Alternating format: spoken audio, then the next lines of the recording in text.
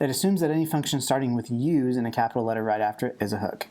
Then it's going to keep you from doing things like calling hooks in random orders or swapping the order of hook calls. It's going to try and lint to keep you from calling them within conditionals or calling other functions use something when it really isn't a hook. So this is more convention and heuristics. So I think that that's probably going to change over time. Like you'll find out that hooks, like there's nothing about use something that like makes a function a hook. Like hooks, like you could technically call your hook anything and call it at the top level of your component and it will still work, but you're going against convention.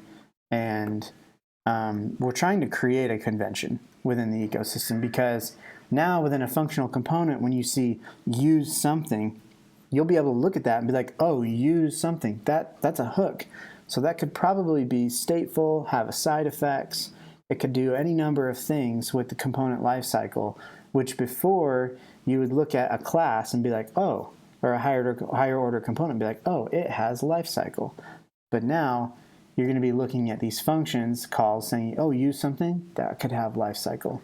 So that's why the convention's important too. So we can all kind of be on the same page about what hooks are, how to spot them, and like how they're going to help us identify where state gets introduced into our functional components.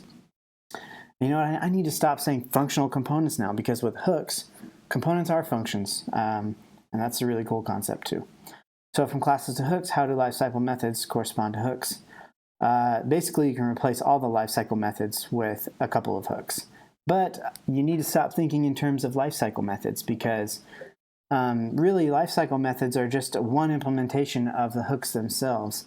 When you stop thinking about lifecycle methods and just start thinking about how your component needs to change over time, that is when lifecycle methods really disappear and hooks just become a natural fit. So how your component changes over time. Is there something like instance variables? Absolutely. You can use useRef hook, which isn't just for DOM refs, and we'll go over that in a minute. So should I use one of many state variables? So I think this is getting into like specifics here, from classes to hooks, blah, blah, blah, blah, blah. We'll probably go over these. Performance optimizations. Can I skip an effect? Yeah, you can do a bunch of performance optimizations. Really cool. Under the hood, how does React associate hook calls with components? Actually, this is really cool. React keeps track of the currently rendering component. Thanks to the rule of hooks, we know that hooks are only called from React components, which are also only called from React components or custom hooks. This is an internal list of memory cells associated with each component. Okay, so basically think about it this way. JavaScript is single-threaded, so technically React can only be rendering one component at a time. So it's really easy for the internals of React to know which component am I currently working on, which closure component am I in right now.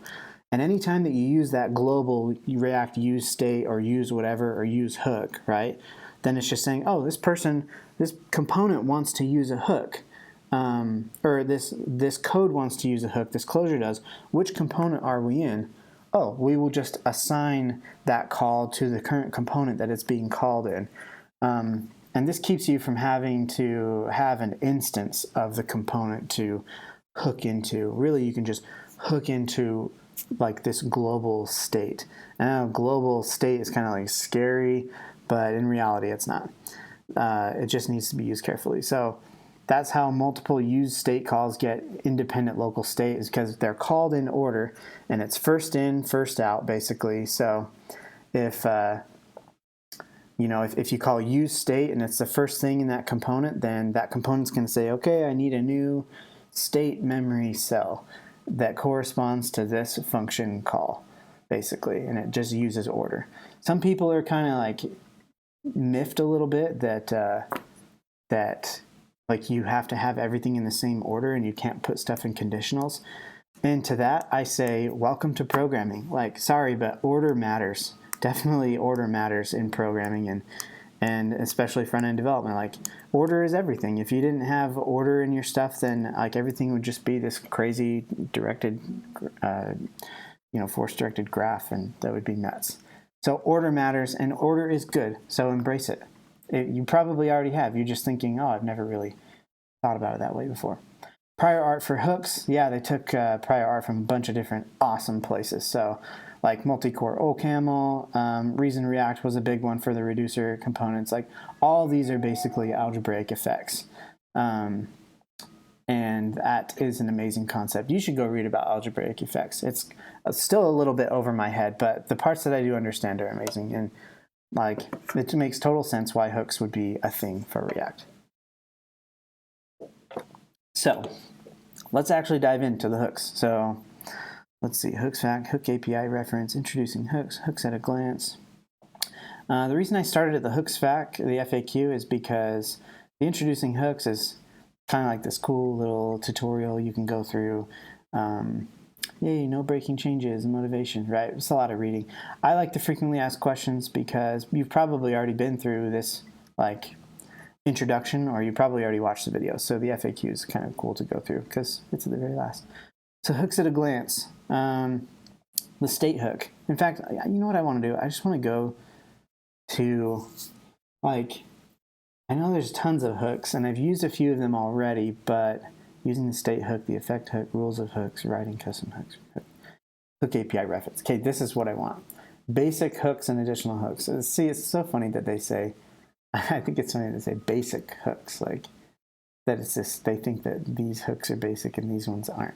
I mean, I think all of the hooks are actually pretty basic. And some people might say that use effect is not basic, but anyway, we'll get to it. Okay, so basic hooks, use state. Use state is amazing. In fact, let's open up, let me hide this real quick. Let me get rid of that. Let's open up Code Sandbox. So Code Sandbox is amazing, by the way. You should use it for like everything. Let's see. So this is awesome because Code Sandbox starts us out with a function called app and not a class, which is super cool. So let's get rid of that. And let me change the styles really quick so that not everything is center aligned. And let's just do that for the HTML and the body. And just in case it doesn't bite me in the butt, let's do box sizing border box, please. Thank you very much. Okay, so we're right in here. Let's make sure that we're using the latest version of React so we can use hooks. So let's see, it's React version 16.7 alpha. So if we come in here, well, you can add a dependency and search for React, and it'll be like, oh, React alpha 0 next. And then I think you should be able to click on that, but oh, okay, it did it. So then we can do React DOM. And then we can do 16.0 React DOM. Okay, perfect. So basically now React has all of these things. Like at React, there is use state. In fact, let's just log it out and make sure that we're using, yep. Okay, use state, dispatcher, yay. It's so funny that use state actually uses the use reducer under the hood. I don't know if you knew that, but we'll get to that. Okay, so let's put some state into our app. So before, if we wanted to use state, we'd have to convert this to like a class, like a React class, but that's kind of tedious. So let's just do a counter. Let's see, it says that all we have to do is do this.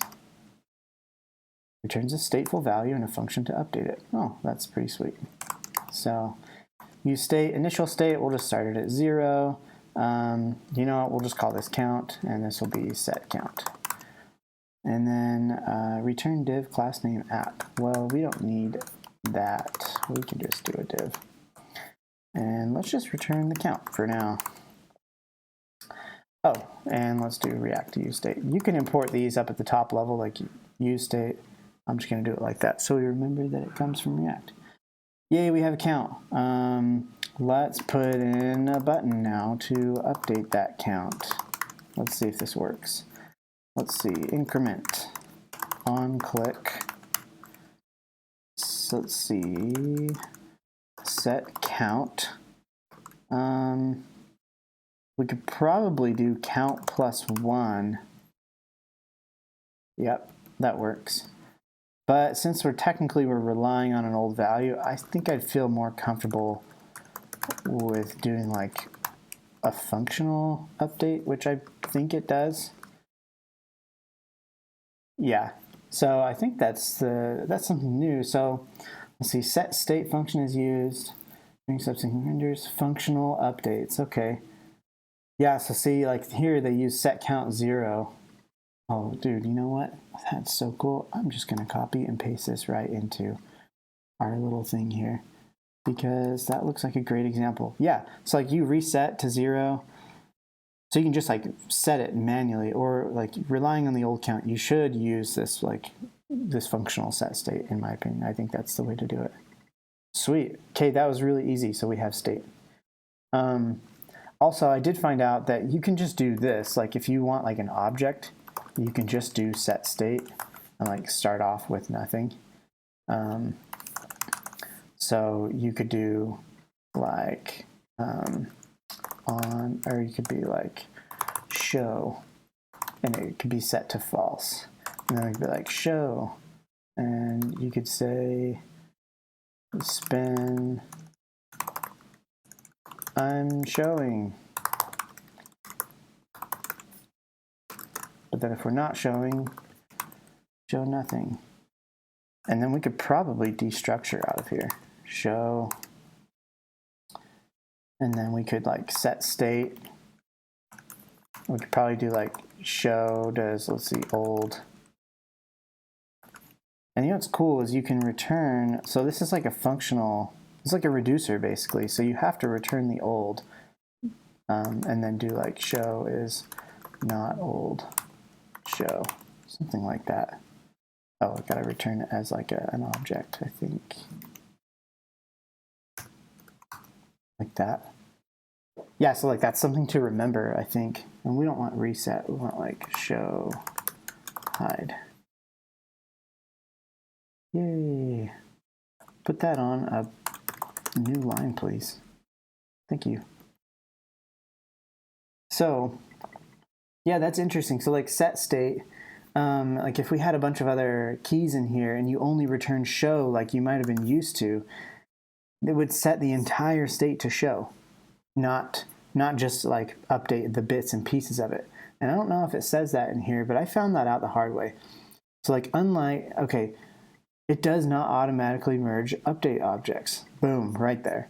You can replicate this behavior by combining the function updater with the form of object spreads and text. Yes, this is what you want to do with set state. I would just use a function basically all the time unless you're setting it to some primitive, hard-coded value. And even then, it could be dangerous. So let's see. Another option is use reducer, which is more suited for managing state objects that contain multiple subvalues. Okay, we'll probably get to that. So there's an initial state that you can send it. I think that's all pretty straightforward. You can also send it like an expensive computation, I guess. In subsequent renders, it is disregarded. If the initial state is the result of an expensive computation, you may provide a function instead which will be executed only on the initial render. Okay, that's cool. Usually like initial states aren't that expensive, but I guess that's a valid use case. So, okay, use effect. Now we're getting into the fun stuff. So like state is just like, oh yay, I can update state. Well, that's fun. But effects are, I think, even more fun. So, like, what should we do? Use effect. React use effect. And we pass it a function. What does it do? Let's just log it out. Okay, so it's running every single time the component updates. I think that's how effects work. Like, this effect is basically like, okay, after the component, after this function runs and we render this stuff, run this function. I'm pretty sure that's what's happening, and it looks like that's what's happening, like, boom. So, I wonder if we could, actually, I bet it creates an infinite loop. Like, if we did an effect and we set state, in fact, let's just take this back to toggle, or let's see, on, toggle, and let's just set it to false. And then let's set this to toggle not on. And we'll do this to on. I'm on. Set state is not defined. So I bet if we did toggle inside of here and we set it to like not on, we'd get an infinite loop. Yep, I knew it. And it's going at the rate of, it's going as fast as like set state can update, which is kind of interesting. So, because every single time the component renders, it queues up an effect that runs the toggle that, you know, switches the on to whatever it wasn't, like the opposite. So the app re-renders again and it queues up another effect. That's funny. What if, okay, so I know that effects have this thing called, let's see. Yeah, like you can use it to subscribe to things and unsubscribe from things. But I know that effects have this right here. Like they only run with you if these things in this optional array actually change. So if we put in this array right here and say on,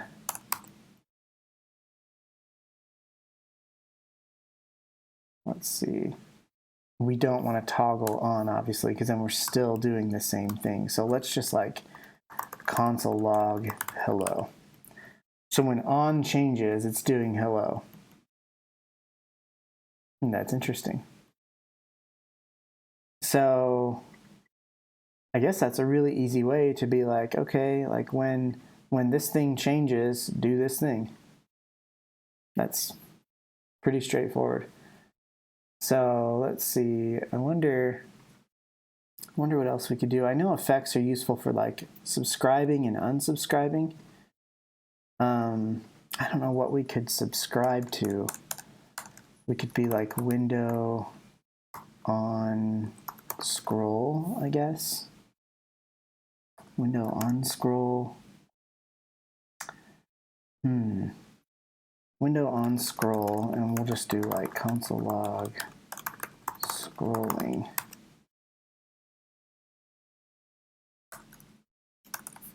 And then let's see, is that how window on scroll works? It's such a funny event, like on scroll. Whoa, don't go to that. Go to MDN. Element on scroll.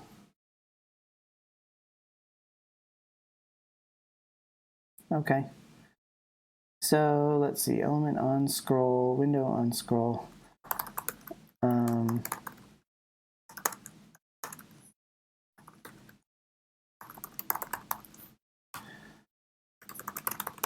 I think you return a function right here that basically undoes what you did here if there were side effects. This is setting up a listener basically, and I think we need to, like, let's see, style.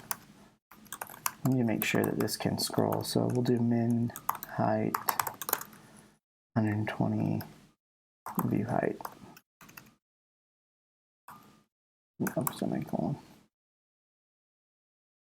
Yeah, so like, so when our component mounted, it started this, so after our component rendered, it says, hey, okay, like we have an effect here, set up this on scroll handler so that when I'm scrolling, when I scroll it, it like calls this function, right? But then every single time that the component, let's see, that's only when on changes though. So I wonder, like, let's see, if we say like if on, then set up this window on scroll thing. Okay, so it's scrolling right now, but why is it scrolling? Maybe we need to reload here. So we're scrolling. Okay, so we're scrolling and nothing's happening. We're not getting logs, but then if we turn it on, we start to get scrolling stuff. And I wonder if we turn it off, Yeah, see, we're still getting scrolling stuff. See, that's so weird. See, use effects, they're already kind of like interesting. But I know that like they're pretty straightforward if you're not working with like a great API. So like there's one where like you can do, you can load up like JavaScript element resize events basically, and you can say, you know, like document.add event listener, or it'd be like add resize listener. In fact, let's just do this, add. This is kind of like against the rules for React, but we're just going to add an event listener to click. I think you can do that. Or let's do mouse move.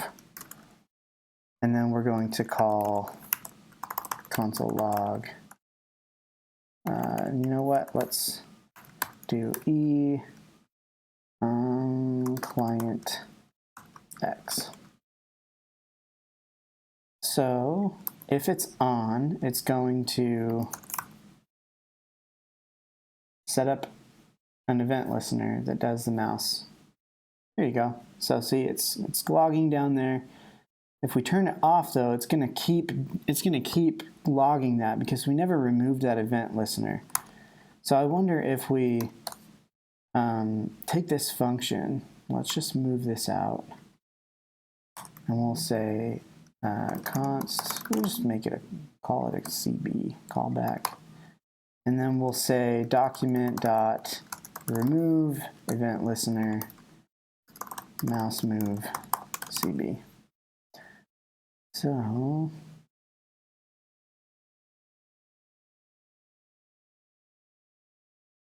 hey, look at that. So when it's on, it's tracking the X of our mouse move, and when it's off, it's not.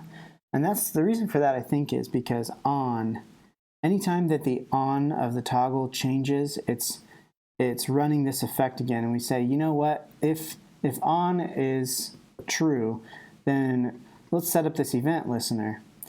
And then when on changes again, it will, before it does anything, it will run this function that says, you know what, remove the event listener, and then it will run this again. And then if on is false, it won't set up the event listener again.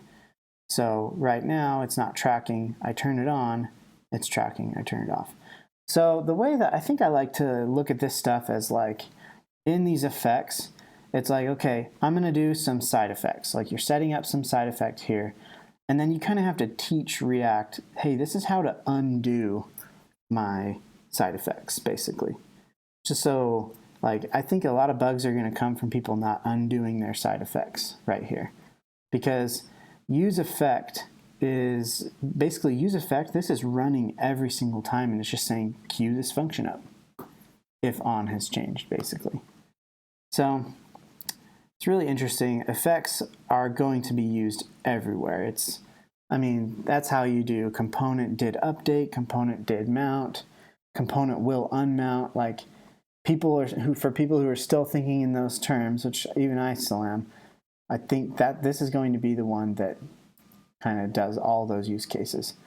But just don't try and create custom hooks though that bring back like did mount or will unmount. Like I think that's probably a bad practice. And it doesn't even really make sense. So effects, wow. There's a lot going on in effects. So I think we're gonna have to spend some more time on effects later, but context. Context is pretty cool. I know that like, let's see, use context.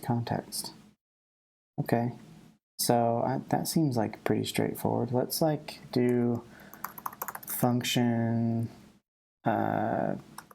count, and let's do like exactly what they said here. Let's just take, okay, this is how you use context. Excuse me. So React use context, and then it says the context. So this is obviously the context that we've created. So let's like create a context here from React create context. And we'll pop that in there in this context, and let's just like, let's see, let's just render out, oh my gosh. Let's just render out the context and just see what happens there. So count, and in our app, you know, like let's get rid of, or no, let's not do count, let's do toggle. Let's do toggle. And let's see, let's render our toggle. Let's do an HR if that's possible. We'll do a toggle. Okay, so the toggle is rendering the context, which the context value probably has nothing in it. So we need to provide it. So let's see, this returns us a provider that we can send a value down. So let's do that like right here. I don't know if we can do this top level, but I think we can. So if we do my context and we do value, and we'll say like hello. Render is not a function. Oh, provider. Provider. So let's see, we have provide. Hey, hello, it's sitting right there. That's awesome. You know what? This could be kind of cool. Let's put the toggle value on into the context. Oh, but it's a Boolean. So you know what? This context. Let's say like, let's call this on over here because that's the context, and then we can be like, if it's on, then say I'm on. Let's see, we got to do a span. I'm on. And if not, then we'll do span off.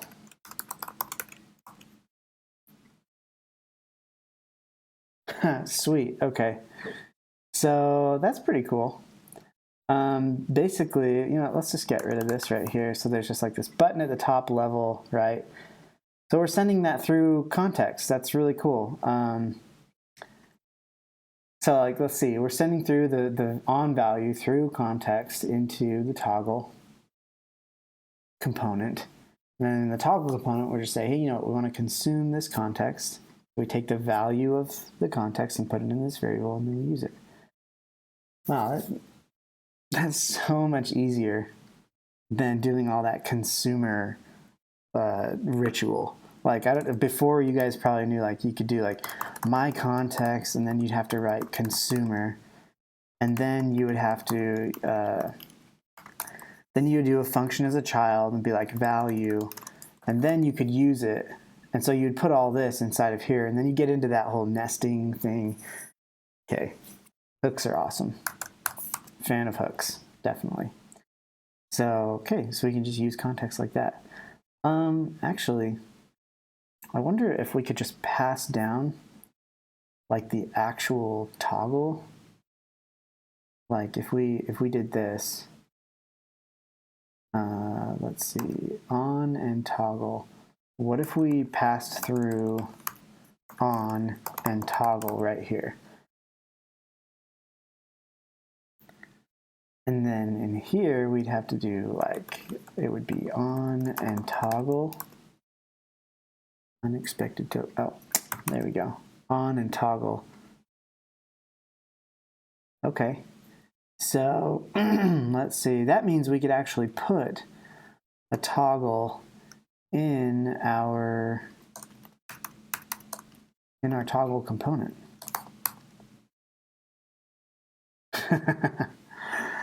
Cool. So this is actually, okay, so I see a problem. I kind of saw the problem before, but, oh, you know what? I forgot to like pop the chat out. Let's see. Pop out chat. Boom. You can use setState to build different objects for each piece of state too. Your unsubscribe won't run until the component unmounts. technically that's not true. It will run when the component unmounts, but it also, the unsubscribe will also run if the subscriber values right here, if these primitives change. So if these change, this is actually running again. So it's not just on unmount, it's actually when these things change. So that's something to remember too. But that's what makes it powerful though. Because when on changes, it has to run this remove event listener to undo what the previous effect did. So that's a really good thing to bring up though. No, the first time I tried, it didn't look like it was true, but that's because I had an error in my code. But that's obviously not uncommon for me. So when on changes, so like if you do console log remove, so when on changes, it runs that this unwinder, right? This return function. So anytime that these change, and actually if you do console log hello, if we took off the on, this will put us into an infinite loop, I think. See, it also runs on every single time. That's because there is no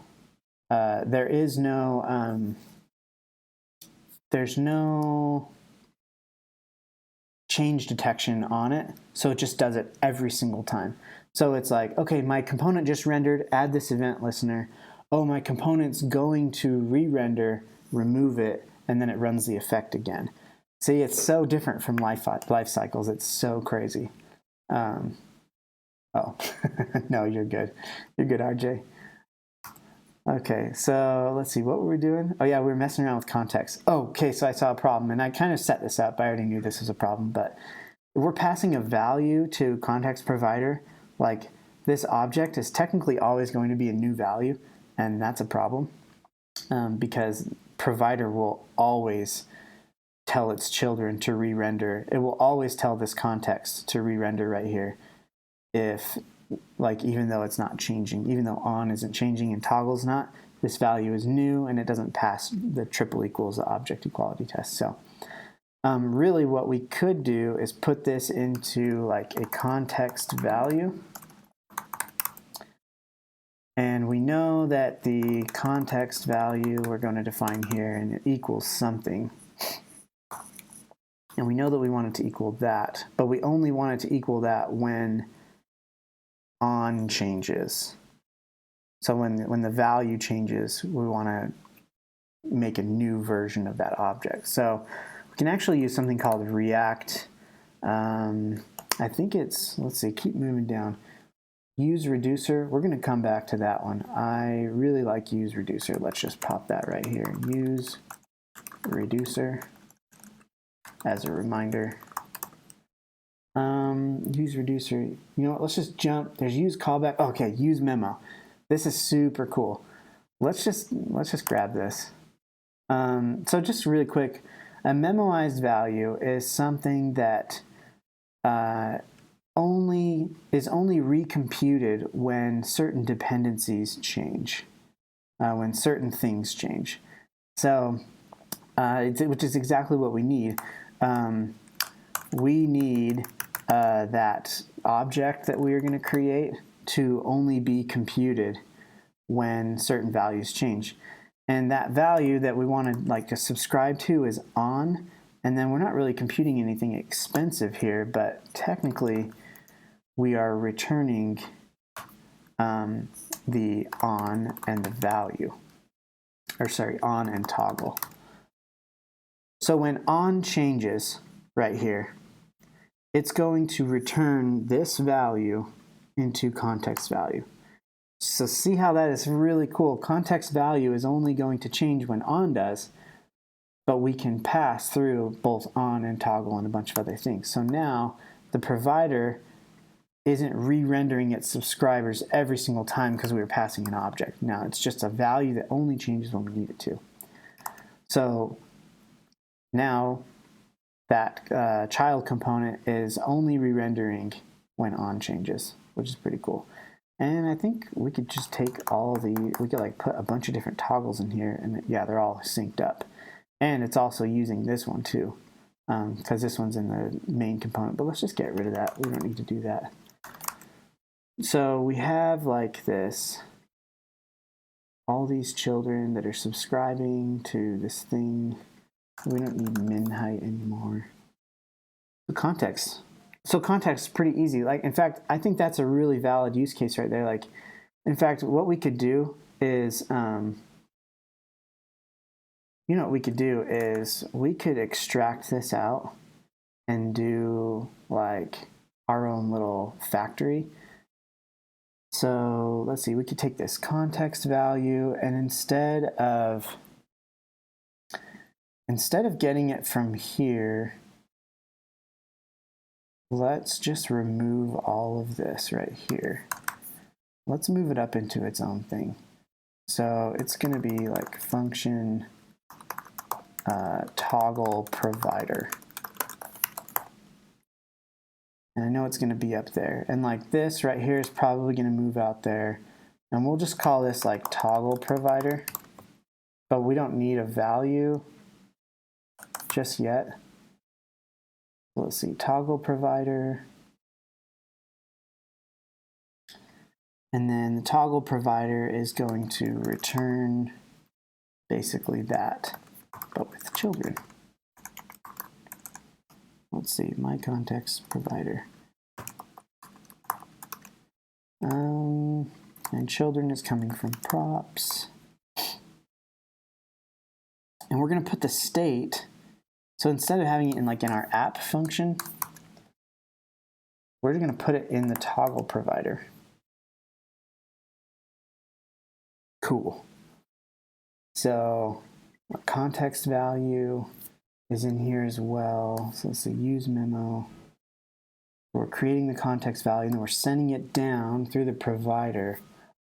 You know what? My context should now be called whoa, what just happened?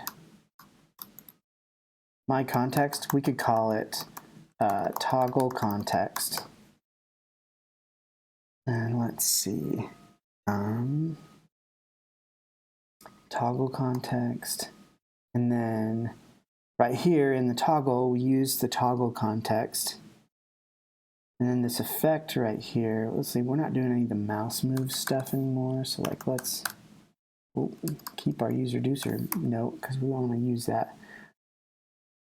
Cool, so we just moved the toggle state into the this toggle provider function that we built, this component. So the toggle provider owns the state. In fact, you know what we could totally do is, I wonder if we could do multiple toggle providers. Let's see, HR. If we did multiple toggle providers, yeah, they're separate state because each toggle provider that we did now has its own state. Let's see. I like this approach. Use memo. Better than putting functions in state and class components. Don't like that. Yeah, I totally agree. Oh, this is so cool. So each provider could have its own state of the toggle. And then we make the context so that every context consumer has a way to update the toggle. That's pretty cool. And it only changes when on changes. So it's we're passing the utility down with the value. That's pretty sweet. And in fact, if we wanted to, let's see, who says that the user even has to know that this is use context? We could just say, use toggle, or we could call it, use toggle. And if we made that a function called use toggle, I guess we could just return React use context. So if you look at it, now these components don't really have any idea. It doesn't even matter. You just okay, here's this toggle provider and then this use toggle. And then under the hood, use toggle is doing all this hook stuff. It's pretty cool. But toggle provider, it'd be really cool if this was truly a factory. So like if we had like function make toggle, and then inside of there, like we created the context, we created the provider, we created the use toggle, and then we return the provider and the use toggle. And you know what? The use toggle could totally just be a function that returns that. And then provider is this provider right here. Oh my gosh, guys, this is so cool. So watch this. So like say we're in our, so like say, okay, we have this make toggle function now. We're in our app and we say, you know what, like make a new toggle, like let's do const toggle 1. And we're gonna make a new toggle. And then, let's see, like in this first one, we're gonna put, for toggle 1, we're gonna put toggle 1 provider. So now it gives us a provider that we can pop in there. Oh, use toggle is not, well, we can do toggle 1 use toggle. Boom, look at that. That is so cool. So we could make multiple, like we just did a factory here that returns a provider and a toggle. That's really interesting. Like we could make multiple toggles and put them in different places, like providers. So like if we, so just kind of like how we had before, we could do like toggle 2 and have the provider there. Or no, if we did multiple providers here, let's see, and then we did toggle 2 provider. And let's just like copy this and say 2. So now we're providing toggle 1 and toggle 2 providers. So let's make sure that we have a toggle 2. This is so contrived, but it's so much fun.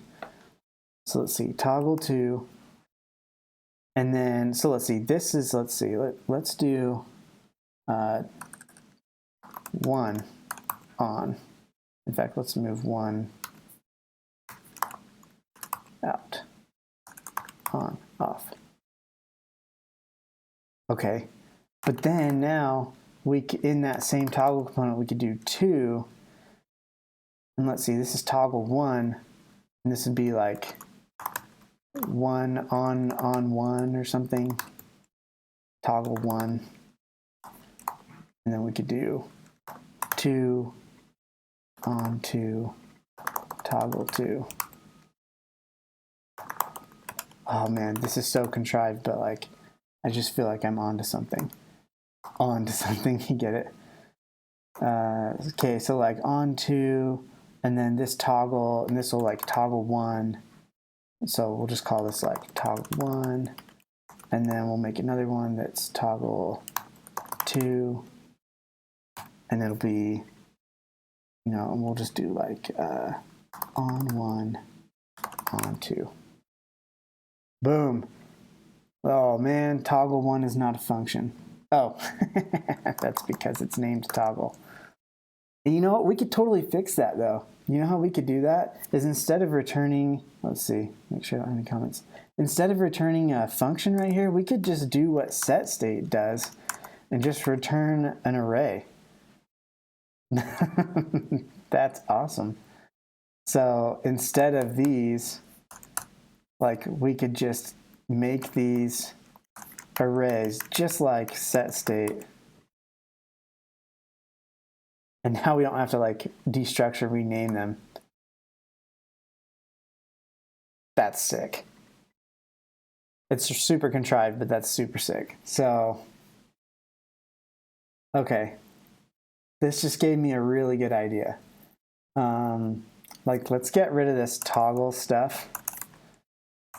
And let's turn this into make state. No, make store. This is going to be awesome. I know we need to do the use reducer. So like back to the hooks, up here there's like this use reducer that basically lets us, if you haven't used Redux before, A reducer is just a function that takes the state and an action and uses the action to determine the new state, and you just return the new state. So it's one function that basically says, hey, if the action is this, then return this. So really cool. And then so it's just like use state, except for you pass the reducer, and then you get back the state object and then a dispatcher, which you can dispatch actions to. And those actions get run through the reducer and return a new state. Actually, really simple way of looking at it right here without all the Redux stuff. Like, this is basically Flux. This is amazing how simple it is right here. We should totally do that. So you know what? Let's just call this let's just call this store context. And instead of like making toggles, we're going to make a store. And this toggle one, we'll call this like toggle store.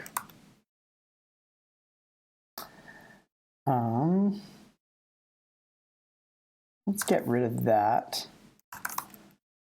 And we can leave the toggles in there. So think about this, like you have like a store in your app, like use state. Use state is really easy to do when you're just like in a local component and like you need local component state. But then the second that you put use state in a component that you can use at your top level, like provider, like a provider component, you basically have invented global state for your app,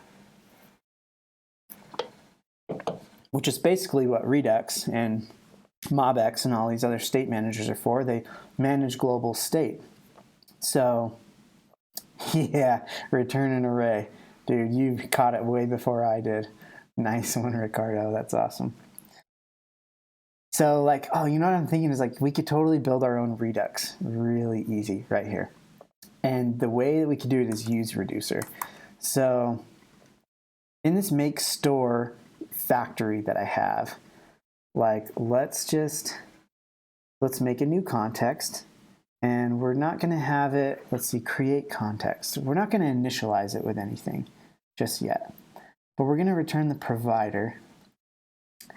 And let's see, we're going to just have state and dispatch that come from this use reducer. And then we're going to have to pass the reducer right here, and then the initial state in the reducer as well. And we'll get those somehow. We can still use this memoization right here to pass the state and the dispatch down if we had to, only when the state changes. But I'm pretty sure that use reducer does that anyway. So we could just say, you know, what would we call this? This is like the store, basically. And then the value becomes the store, because use reducer isn't changing the state only when it changes. Or no, store would be an array though, wouldn't it? Oh, I guess I wonder, let's go look at the reducer. Let's see, use reducer, lazy initialization. If provided, let's see, this is useful for compensating. Use reducer is usually preferable to use state. You can pass down dispatch instead of callbacks. Well, that's really cool. We should look at that. How to avoid passing down callbacks. Oh, look, they're doing it right there. So they just pulled to-dos and dispatch out, and they pass the dispatch down. Yeah, but see, we want to pass both of them down. We want to pass them both down. And I don't know if the return value of use reducer changes each time. I really don't know. So you know what? To be careful, we're just going to keep doing this memoization. So anytime that the state changes, we're just going to return state and dispatch as the context value. It might do that already. I don't know yet, so it's not in the docs. So we need a reducer. You know what? And we'll have them pass the reducer into the make store right there. And then the initial state, like you might want to use this store in a couple of providers, I guess. Because you could get the initial state from here, or we could have them pass it in as a prop to the provider. I kind of like the provider prop idea. Let's do it that way. So, and then let's see, this right here, provider, and then we're just going to call it. Okay, I want to experiment with this right here. This could get crazy. Oh, look at this. React hook use context is called in a function which is neither a React function component or custom React hook function. Interesting. So let's call, so it's so funny because I still think that this would work, but I know it's going against the linter. So instead of the, let's see, toggle store use, I just like, let's just say use. This could be like really illegal.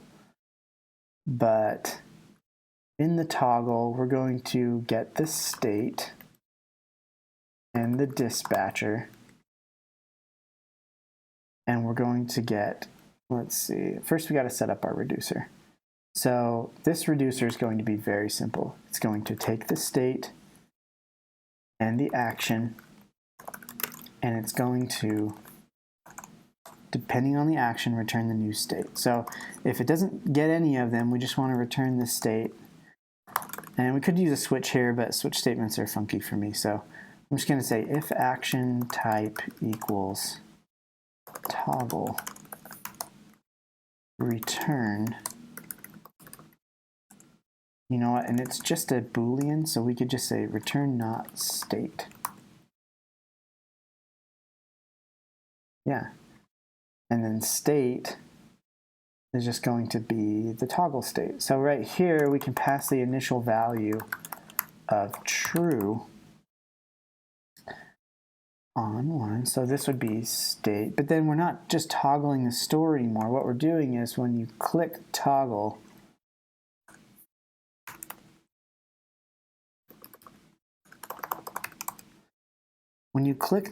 we're dispatching an action.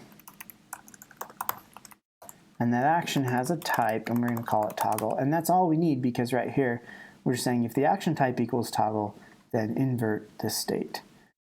We're getting state there, and we'll say it's state. Okay, so when we click toggle, it's running, it dispatches an action with type of toggle, and then the toggle store reducer says if the type is toggle, then invert the state and return it.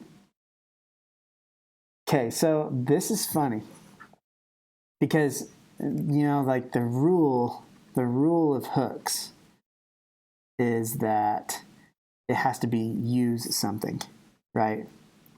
And I remember earlier I tweeted at Dan and I was like, hey, if it was like an object and you did like .use, would it still work? And he's like, oh yeah, it will still work. It's just not convention, so the linter will bark against it. And it's actually funny that it's not barking right here. Like it's not throwing the warning right here.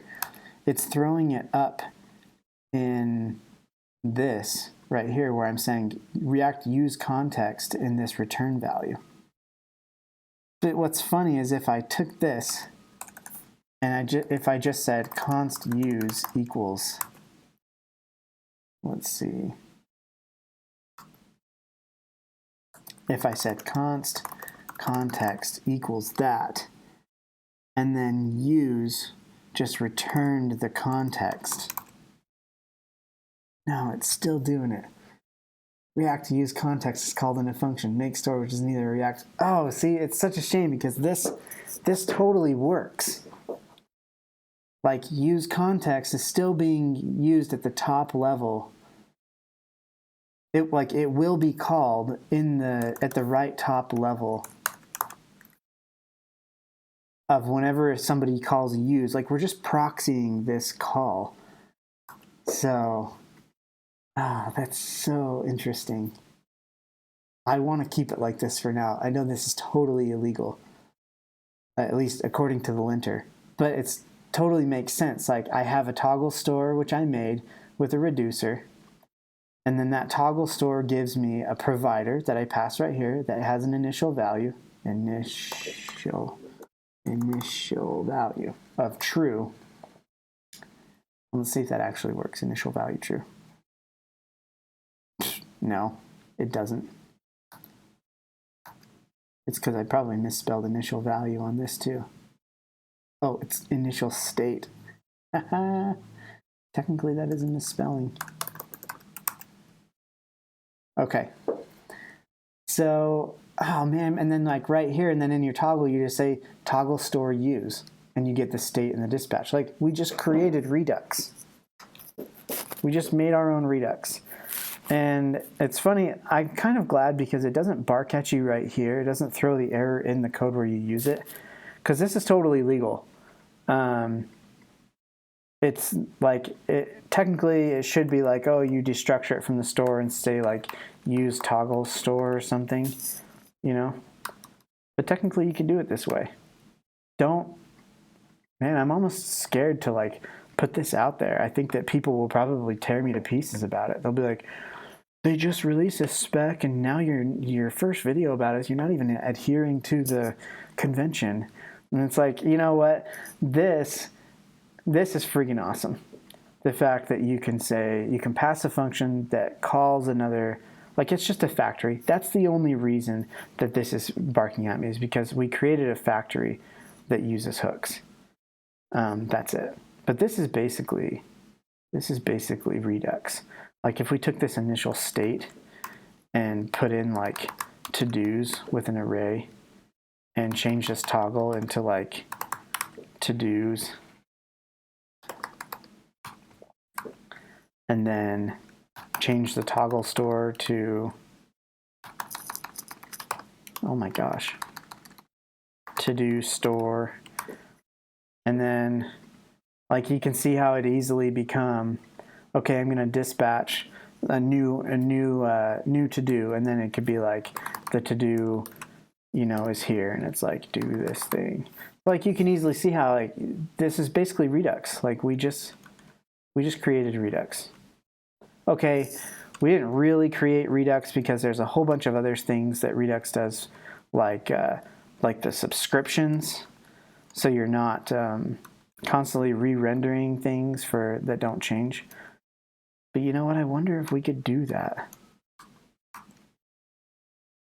Let's see. Hi, Zoom++, what? I don't know. Initial state. Dude, you're like 2 steps ahead of me. So, you know, I wonder if we could do that, if we could make it subscribe. I know we could, but it'd probably take forever. But this is speed learning. We got to keep going. So, let's see, introducing hooks API reference. Okay, so reducer is cool. Reducer is really easy to use. We used context. Callback. What the heck is a callback? Returns a memoized callback. Pass an inline callback and an array of inputs. Use callback will return a memoized version of the callback that only changes if one of the inputs has changed. This is useful when passing callbacks to optimize child components that rely on referential equality and print unnecessary re-renders. Or renders. Huh.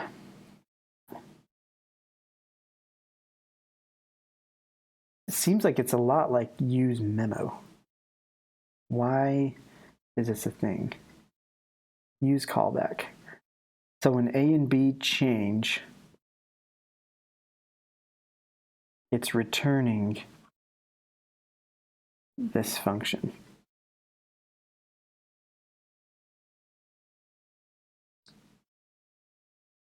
That you can call.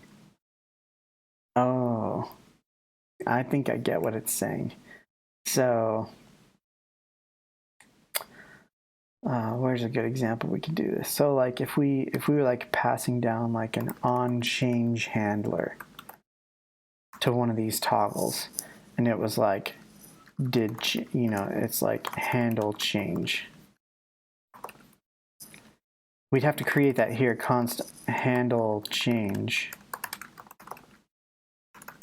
Right, and it'd be this function that, like, you know, console log something changed, you know, and like you would probably get like a value from it, and then we could like log the value as well. But then a handle change would technically be getting created every single time that this renders. And so if toggle was looking at, like, if toggle was a pure component and it was saying like, oh, did my props change? Well, on change would change every single time. Like this function would be new every single time. So toggle would always re-render. So I think what it's saying is you say React use callback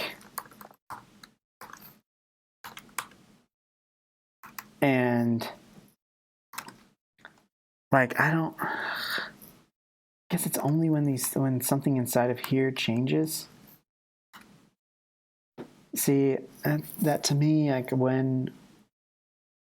I guess it's only when you're using a value inside there. So like if you had like if you had some state in here, like if you had a toggler right here and it was using React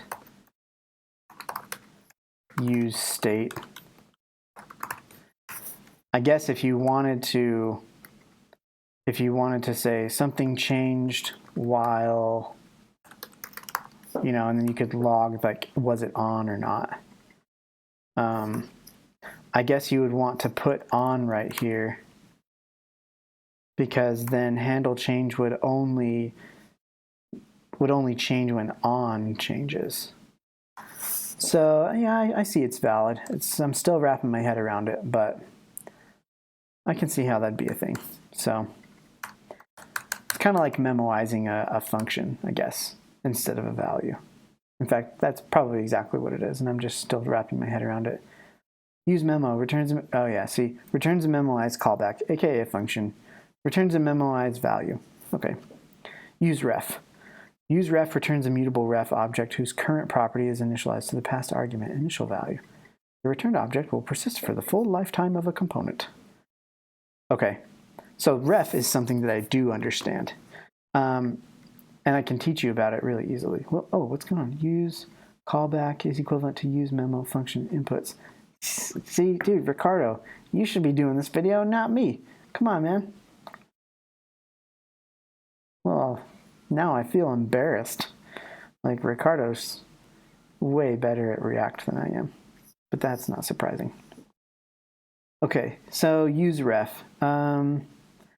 Hey, so, like, watch this. I had this other video that I did, and I don't want to redo any of the work that I did, but I built this game using hooks, and I used ref in it because the reason I needed a ref is, so disregard all this stuff, but you know when you had a class thing extends React component, you know, and in your render function or whatever, or your like component did mount, and so one of your like lifecycle methods, you use this dot thing, and you would like set, you know, custom value on like this, so you could keep track of it over the instance. Then like in render, you could use this dot thing or whatever. Like that's what refs are. Like people think that that use ref is for like actual node references, but it's not. It's totally just to hold values over the course of a component's life, basically. That's almost exactly what it said. Come on, let's see. Initialize, the returned object will persist for the full lifetime of the component. Yeah, so the way that I used ref in my game was that I needed to keep track of an instance, like the current instance of request animation frame. It's basically like a queue, like am I going to request animation, basically. So I created the instance as React use ref right here. And then every time the effect runs, I say, hey, cancel the current instance, like the one that's on the component, and then like set the new one to that instance. And you do that by setting .current of the ref. So like if we come over here, we could say, you know, toggle use, right here we could say const my ref equals React use ref.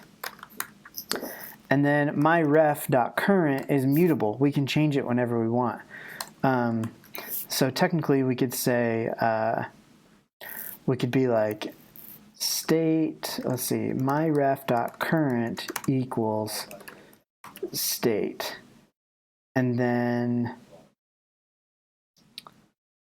let's see, I guess there isn't really a reason to track it, but at any given moment you can set my ref current to anything that you want and access it on that same ref outside of like other hooks and stuff. So it's kind of a way, I would say, a way to share state or like component instance state between your hooks if you have to. So like if you have a couple of effects and you need to share some like component level state between them, I would use a ref. I don't have a use case for it right now, but that's okay because this is like speed learning, so not a big deal. Refs are cool. It's basically just like saying this dot something. Like, note that useRef is more useful than the ref attribute, handy for keeping mutable value around, similar to how you use instance fields and classes. There you go. See, the docs are amazing. So, okay, so use imperative methods. What the heck is this? Use imperative methods customizes the instance value that is exposed to parent components when using ref. As always, imperative code using refs should be avoided in most cases. Using imperative methods should be used with forward ref. Okay, so this has to do with accessing refs. So let's see.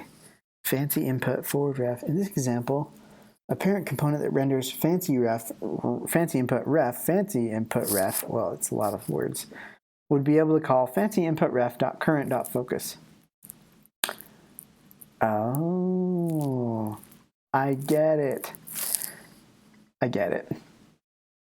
So it's a way to assign custom methods to a ref for a parent to use.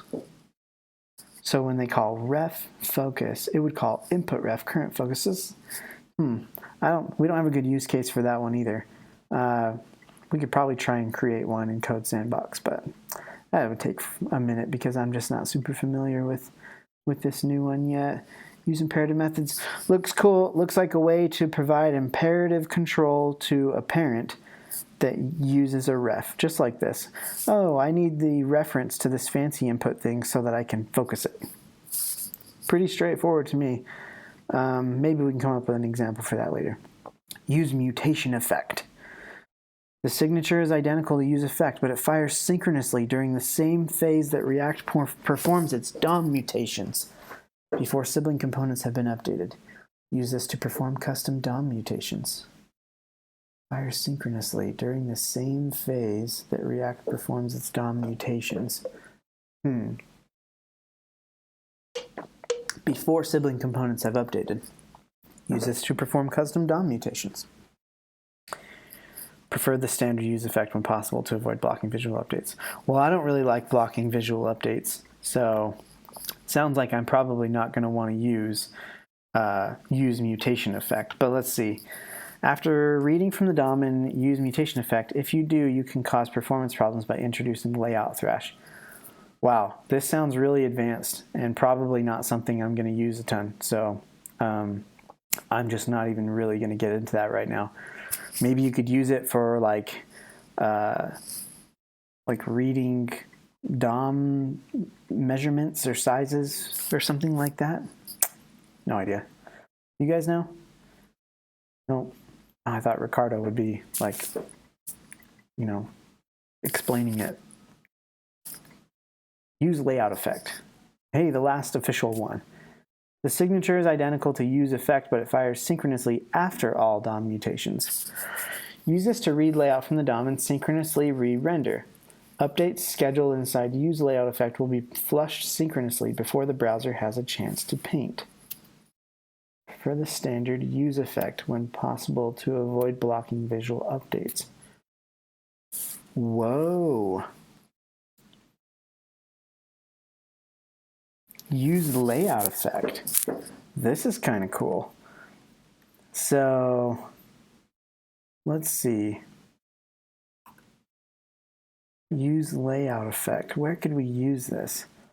Let's do it in our toggle. In our toggle component right here. Let's use a layout effect. I don't know.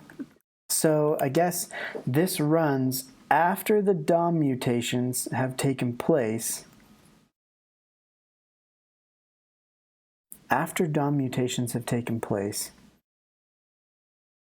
but before the browser has a chance to paint. So we could say, like, what if we read the size of this? What if we did like,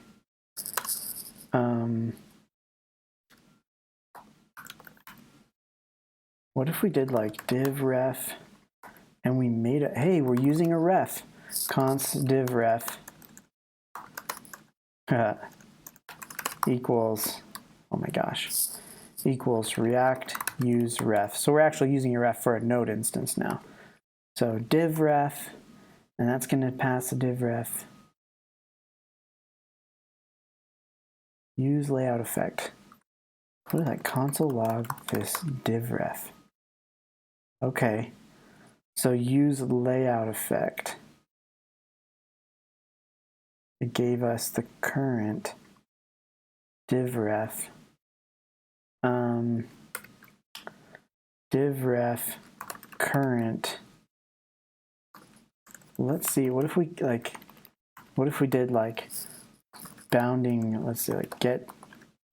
What is that? Get bounding client rectangle.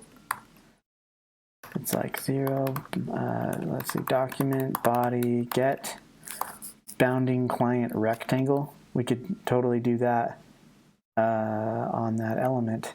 So, which is just going to give us the size of it. If we log it out, and let's just log out the width.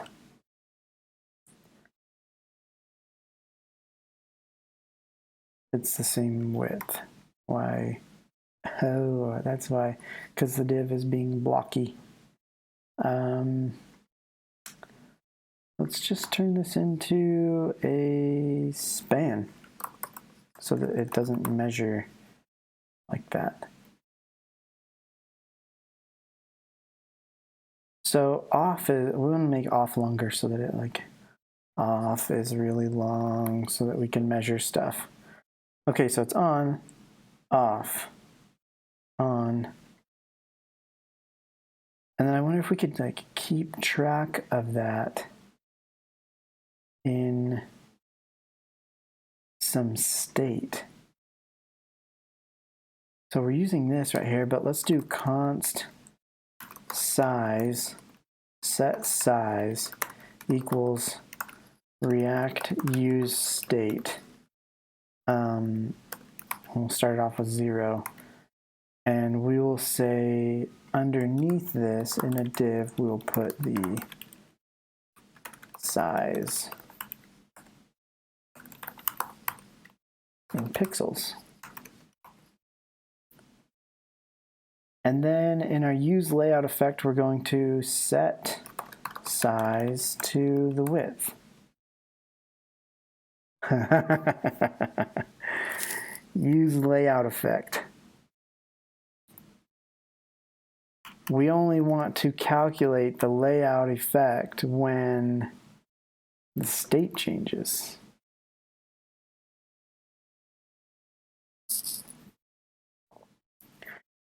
So I wonder how many times this is actually rendering. Let's just do one toggle. And right here, we're going to say set size.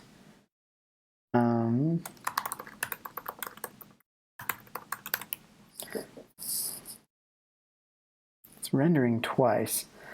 And that's because use layout effect. It's saying use layout effect is like, okay, we have rendered the component, we're about to paint it. Do you want to schedule anything else? to happen? Well, yeah, we want to measure what was painted in this span and update it to the size and put the size right here. So, okay. Still kind of learning how that one kind of works, but pretty cool. Like, that's pretty amazing. Like, we just went through all of them in like little over an hour. I mean, some of them are like, okay, use imperative methods. We didn't try that one out, or the mutation effect. But like, I feel like these are all of the basic ones, and these are the advanced or additional ones, in my opinion. I feel like that's what they should be. But I guess for beginners, like, these are probably going to be easier to understand than use reducer and memoization and stuff. So, okay, yeah, I think we basically covered everything. We did the FAQ first. Writing custom hooks, like, we kind of did that. We made we kind of abstracted our stuff a little bit, and then we turned it into a freaking factory, a store factory, and built our own Redux almost. That's pretty cool. So, feeling pretty good about this hook stuff. Yeah, I guess really quick, I will just show you like that game that I built, the color match game that I used to learn hooks a little bit. Now that we've kind of gone over it, it just asks you to match the colors, and if you're really close, then your life doesn't go down. But if you're really far away, your life goes down until you die. So it tells you what level you got to. But like right here, you can see I used, in here, I only used a few hooks. Like, I used state, some local state in what's called an oscillator, and that's just cycling the color of that bottom box. So we're just keeping track of that with state. I used a ref. I already took you guys through this, showed you this, that is just used to keep track of the request animation frame instance. And then, let's see, I used state just in my top level app because I didn't need to do any deep state management, so I just did it right in my app. And then use oscillator is technically a custom hook because it use something and it's a function that uses hooks. So it's a synchronous function that uses hooks. Yeah, it was really easy to build this game with hooks as opposed to classes and a bunch of render props and higher order components. So you can do a lot of cool things with hooks, as we just learned. So hopefully you guys found this helpful. I know that just going through this with you guys, I feel a lot more equipped to use hooks personally.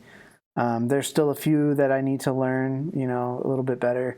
Maybe kind of look into only call hooks from React functions, like the rules of hooks. Yeah, I'm sure that there's going to be gray area in this rules of hooks, and the linter is mostly there to save us from stupid mistakes. But it was kind of fun to stretch the boundaries of it a little bit and see how it all works. So yeah, hopefully I can have more videos going into depth on hooks soon. But for now, don't rewrite any of your stuff. Unless you're a library maintainer and you want to have some fun with the new API. I wouldn't go rewriting anything yet. It sounds like things are probably going to change a little bit, but on the down low, hooks are here to stay, and I would wager that classes disappear in the future. Just a hunch, just a guess. So yeah, hopefully you guys had a good time. Thanks for watching, and I'll see you later.